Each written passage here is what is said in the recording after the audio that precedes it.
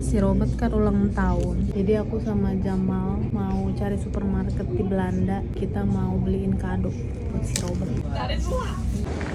Oh itu kali itu. Sampai di supermarket, kita belanja.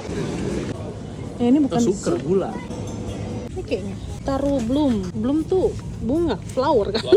Oh ada yang kecil. Yang gede pun nggak terlalu gede. Udah dapet kado buat si Robert. Paling cocok katanya buat bikin sourdough. Kita beliin buat si Robert.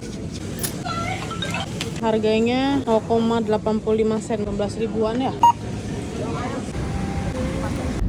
Aku dan Jamal sudah pulang ke Jakarta lagi. Kita bawa kadonya si Robert. Ini kadonya. Kita kasih makanan yang berasal dari negeri seberang. Ini nggak ada tulisan flower sama sekali. Kagak ngerti. Lucu, bungkusnya bukan plastik tapi kayak kertas gitu. Kayak ayo kasih makan yuk, kelaparan dia, kesian. Nih kadonya aku bantu buka. Gimana Bet? Suka nggak Bet? Ayo suka katanya. Bagus.